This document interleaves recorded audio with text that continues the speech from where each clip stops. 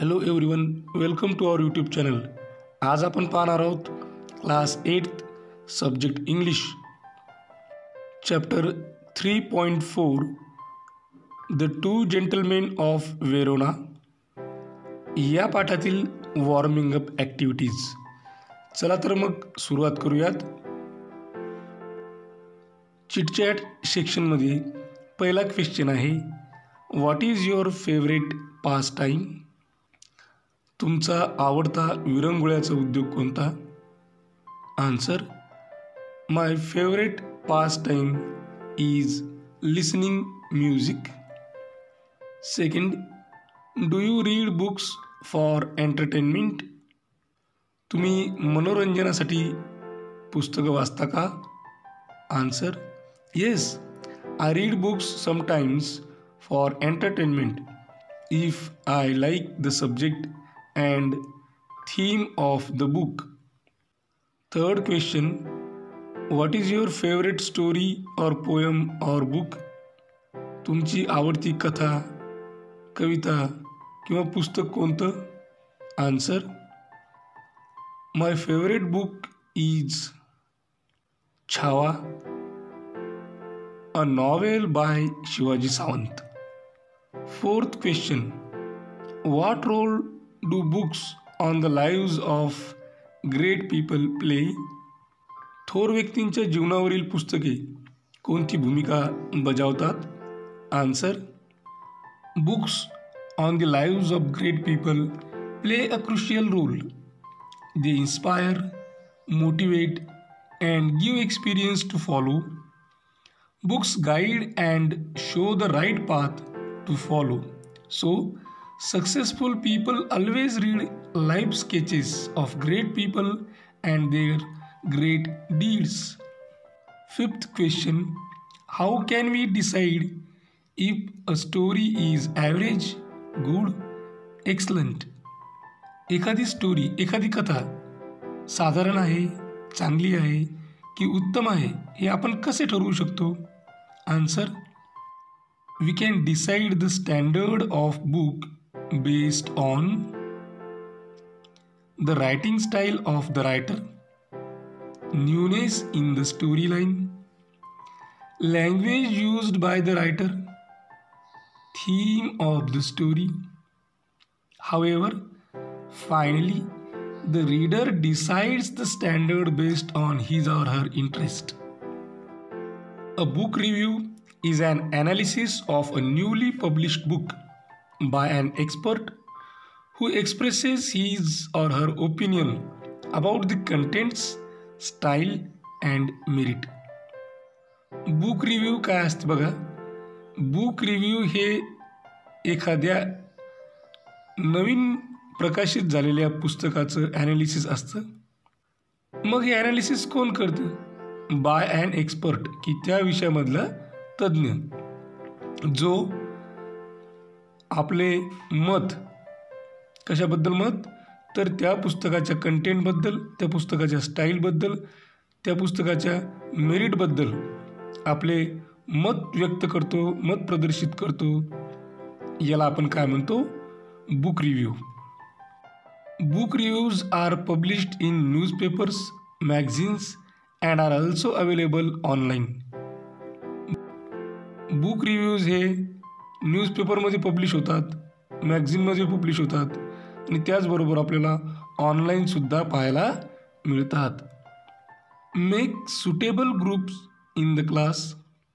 तुमच्या वर्गामध्ये योग्य गट तयार करा. Decide upon a favourite book or story in the following details as many as possible. एखादं आवडतं पुस्तक किंवा आवडती कथा निवडा आणि त्या संदर्भात खालीलप्रमाणे माहिती गोळा करा. आता कोणकोणत्या मुद्द्यांवर आपल्याला माहिती गोळा करायची आहे? तर name of the story or book, कथेचे नाव किंवा पुस्तकाचे नाव, रायटर लेखक, some information about the writer लेखकाबद्दल काही माहिती, बॅकग्राऊंड और सेटिंग पार्श्वभूमी, किंवा कोणत्या वातावरणात ही कथा घडून आली त्या वातावरणाबद्दल माहिती, मेन कॅरेक्टर्स या कथेतील मुख्य पात्रे, सेंट्रल आयडिया और समरी ऑफ कंटेंट्स या कथेची कादंबरीची मध्यवर्ती कल्पना किंवा हे जे काही कंटेंट्स आहेत त्याची summary, style and language used कथेमध्ये वापरण्यात आलेली शैली, भाषा, इलस्ट्रेशन्स इफ एनी काही इलस्ट्रेशन्स असतील ते सुद्धा या ठिकाणी लिहायचे आहेत, स्ट्रॉंग और पॉझिटिव्ह अस्पेक्ट्स या कथेसंदर्भात असणारे सकारात्मक असे दृष्टिकोन, ड्रॉबॅक्स यामधील उणिवा कमतरता काय असतील तर, आणि शेवटी कन्क्ल्युजन म्हणजे निष्कर्ष काढायचा आहे. आता आपण एखाद्या पुस्तकाबद्दल ही सर्व माहिती गोळा करू. Name of the story book, Midnights children. Writer Salman Rushdie. Some information about the writer. He is an Indian-born British novelist and essayist. Background or setting. It deals with India's transition from British colonialism to independence and the partition of British India. It is a loose allegory for events in India both before and primarily after the independence and partition of India. The story moves in different parts of Indian subcontinent from Kashmir to Agra and then to Mumbai, Lahore and Dhaka. It is a tale comprising his life story which Salim Sinai recounts to his wife Padma. Central idea or summary of contents. Midnight's Children is a loose allegory for events in India both before and primarily after the independence and partition of India.